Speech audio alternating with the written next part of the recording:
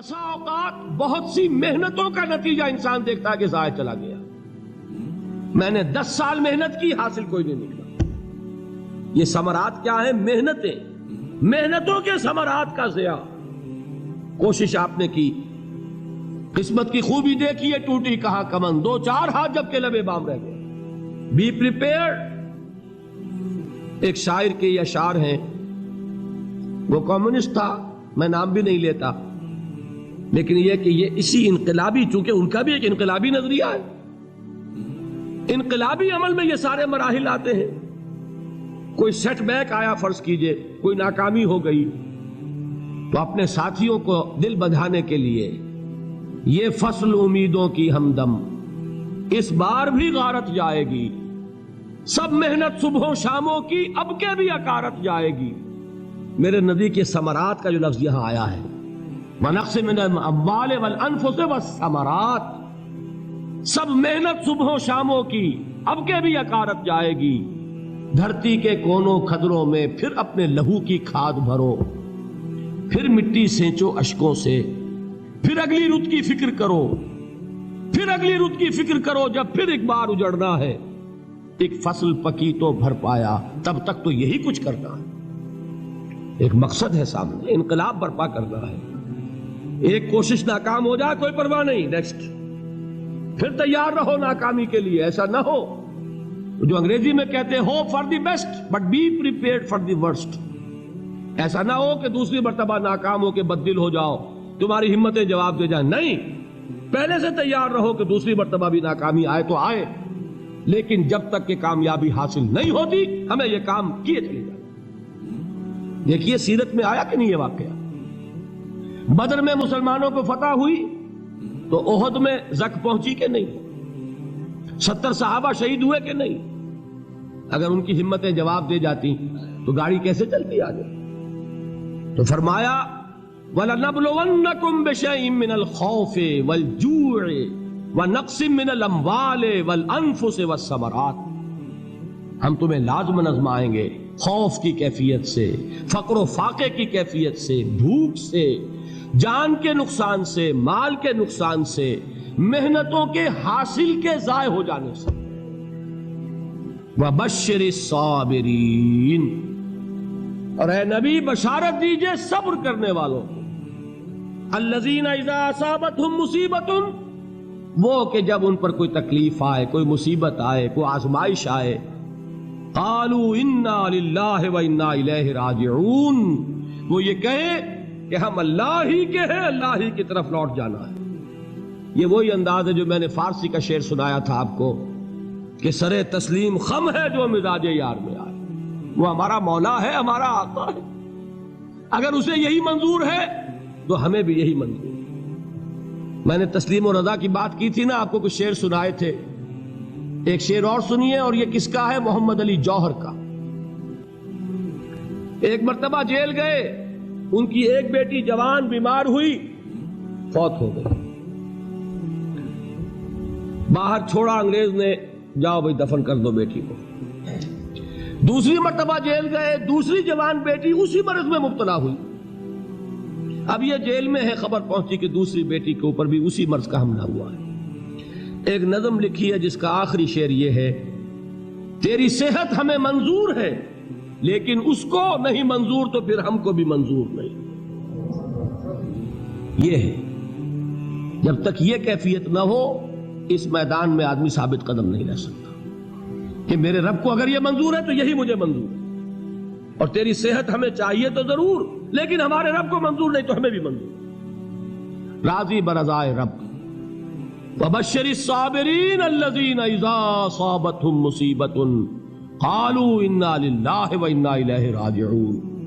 نہ شود نصیب دشمن کے شود ہلاک تیغت، سر دوستہ سلامت کے تو خنجر آزمائے.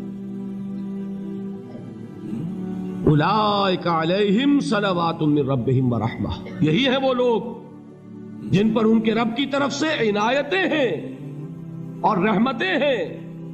وَأُولَئِكَ هُمُ الْمُهْتَدُونَ، اور یہی ہے وہ لوگ جو کامیاب ہونے والے ہیں، ہدایت پانے والے، ہدایت یافتہ.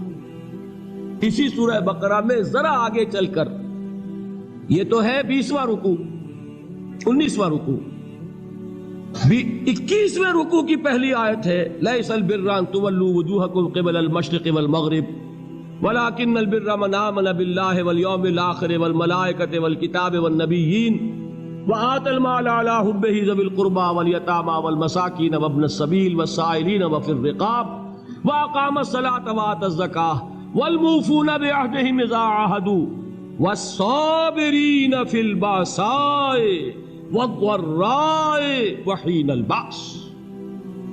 اب یہ آیت جو ہے سورۃ العصر میں جو مضامین آئے تھے سارے اس میں موجود ہیں۔ وہاں ایمان کا لفظ آیا، یہاں 5 ایمانیات کی تفصیل آ گئی، اعمال کی تفصیل آئی، اور آخری بات وہاں کیا ہے، وَتَوَاصَوْا بِالصَّبْرِ، اور یہاں کیا ہے، وَالصَّابِرِينَ فِي الْبَأْسَاءِ وَالضَّرَّاءِ وَحِينَ الْبَأْسِ، اور صبر کرنے والے، اصل نیکی ان کی ہے جو صبر کریں، کس میں؟ جنگ کے وقت، ذرائے، بأسائے، بأسا کہتے ہیں فقر اور فاقہ، واحد آئے گا باس تو اس کے معنی جنگ، اور باسا جمع میں آئے گا تو فاقہ، فقر، بھوک، اور ذرائع جسمانی تکلیف، ضرر، جسمانی تکلیفوں میں صبر کرنے والے، فقر اور فاقے میں صبر کرنے والے، اور جنگ کے وقت صبر کرنے والے، اولئک الذین صدقوا واولئک هم المتقون، یہ ہیں وہ لوگ جو صبر کرنے والے ہیں، یہ ہیں جو سچے ہیں، جو اپنے دعوے میں نیکی کے اور ایمان کے صادق ہیں، اور یہی وہ لوگ ہیں جو متقی ہیں۔ اگلی سورت ہے سورہ آل عمران، اس میں 2 لفظ آئے ہیں، آخری آیت، یا ایھا الذین آمنوا اصبروا وصابروا ورابطوا واتقوا اللہ لعلکم تفلحون۔ دیکھیے یہاں صبر اور صابر جو تعلق جہد اور جہاد کا ہے وہی ہے صبر اور مصابرت۔ صبر ایک طرفہ عمل ہے، آپ جھیل رہے ہیں، برداشت کر رہے ہیں، صبر علی المعصیہ، صبر علی الطاعہ، صبر علی الابتلاء، یہ سب کیا ہے؟ صبر۔ اور مصابرت کیا ہے؟ صبر کا صبر سے مقابلہ۔ یہ سورہ آل عمران، اب وقت نہیں ہے میں آپ کو سناتا اللہ تعالیٰ نے کیسے کیسے مسلمانوں سے کہا، مسلمانوں تمہیں زک پہنچی ہے تو انہیں بھی تو پہنچی تھی، ان کے 70 نہیں مارے گئے تھے بدر میں، ان کے حوصلے جو ہیں وہ تو پست نہیں ہوئے، وہ اگلے سال آ گئے تم پر چڑھائی کر کے، تم کیوں اتنا برا مان رہے ہو؟ تمہارے دل اتنے زخمی کیوں ہو گئے؟ تمہیں تکلیف پہنچتی ہے تو انہیں بھی پہنچتی ہے۔ اپنی غیرت جو ہے ہمیں ذرا اس کا جائزہ لینا چاہیے۔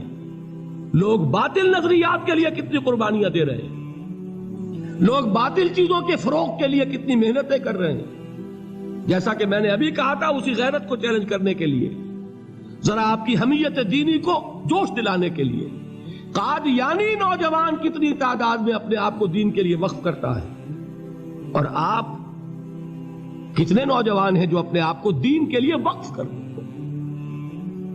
اور ہوں وہ کھاتے پیتے گھرانوں کے لوگ۔ یہ نہیں ہے کہ اگر کوئی اور کام نہیں کر سکتا تو پھر یہ ہے کہ وہ دین کے کام میں لگ جائے۔ باصلاحیت لوگ، کھاتے پیتے لوگ، ذہنی استعداد رکھنے والے لوگ، اونچے گھرانوں کے لوگ، وہ وقف کریں اپنے آپ کو دین کے لیے۔ اس کے بغیر کیسے باہر آ جائے گی، کیسے رونق آ جائے گی؟ تو دنیا میں باطل نظریات والے جو ہیں، یہ بات کہی گئی ہے، مسلمانوں تم اگر توحید کے لیے لڑ رہے ہو، دیکھتے نہیں ابو جہل کو، اس نے گردن کٹوائی ہے شرک کے لیے، شرک کے لیے گردن کٹوائے، اور تم توحید کے لیے گردن کٹوانے کو تیار نہ ہو۔ اس نے گردن کٹوائی کہ نہیں کٹوائی؟ اور کس طرح کٹوائی ہے؟ کیونکہ بڑا متکبر قسم کا، فرعون قسم کا شخص تھا، جب گردن کاٹنے لگے تو کہتا ہے ذرا نیچے سے کاٹنا، تاکہ جب تم نیزے کے اوپر چڑھاؤ میرے سر کو تو اونچا نظر آئے، معلوم ہو سردار کا سر۔ وہ بدبخت مرتے ہوئے بھی جو اس کی کیفیت تھی نا، اس کو ذہن میں رکھیے۔ تو یہ اس لوگوں نے قربانیاں دی، جانیں دی، تو فرمایا اگر تم ان سے زیادہ قربانی نہیں دو گے، جو نوٹ کر لیجئے اس کو، مجرد اگر حق کو غالب کرنا اللہ کے ذمے ہو تو آنے واحد میں غالب کر دے گا، تمہیں تکلیف ہی دینے کی ضرورت نہیں۔ سمجھ رہے؟ کیا اللہ کے مقابلے میں کوئی باطل کی طاقت ٹھہر سکتی ہے؟ یہ تمہارے ایمان کا امتحان ہے، یہ تمہارے خلوص کی آزمائش ہے، یہ تمہارے امتحان کا ثبوت درکار ہے کہ اللہ تعالیٰ دیکھنا چاہتا ہے تم اس کے لیے اپنی جانیں قربان کرنے کو تیار ہو کہ نہیں، تم اس کے لیے تن من دھن لگانے کو تیار ہو کہ نہیں۔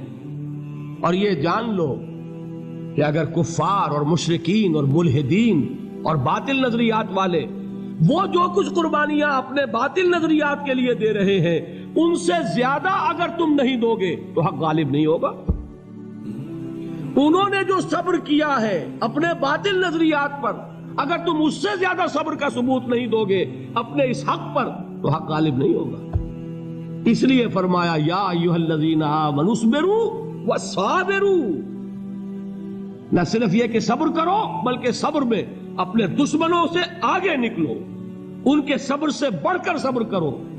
وَرَابِطُوا، مرابطہ کہتے ہیں چوکس رہنا، ہوشیار، پہرا دو، ایسا نہ ہو کہ دشمن جو ہے غفلت میں تمہارے اوپر کوئی حملہ جو ہے کر بیٹھے۔ وَاتَّقُوا اللَّهَ، اور اللہ کا تقوی اختیار کرو، لعلکم تفلحون، تاکہ تم فلاح پاؤ۔